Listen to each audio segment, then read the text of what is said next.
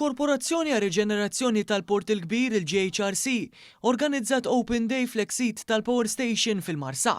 Dan bilan li l-familji jżuru ż-żona fejn fi żmien li ġej se tiġi trasformata bħala l-ewwel fażi mir-reġenerazzjoni tal-Port il-Kbir.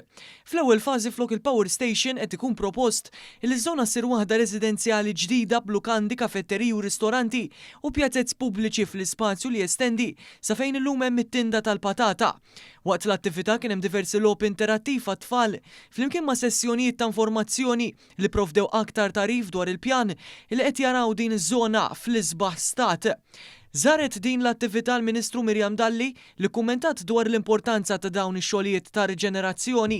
Xtaqna llum li n-nies jieħdu fil tal-post li qegħdin nitkellmu dwaru għax meta nitkellmu dwar ir-riġenerazzjoni tal-erja tal-Marsa fil-Port il-Kbir, nixtiequ li n-nies jaraw ukoll l-sbuħija li hawn, il-potenzjal li hawn.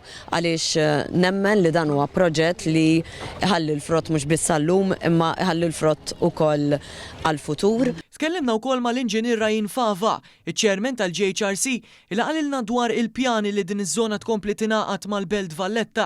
Propju minn hawnhekk ħankunu qegħdin nibdew dan il-proġett li jitkompla jestendi mal-Belt Valletta, illi anke fl-istess disin qed ninkorporaw l-istess disin li għandha l-Belt biex nestenduh għal hawnhekk. Dan l-avveniment sar anke fis-sfond li l-ħamis jaħbad it-tmiem tal-konsultazzjoni pubblika brabta mar-riġenerazzjoni tal-Port il-Kbir.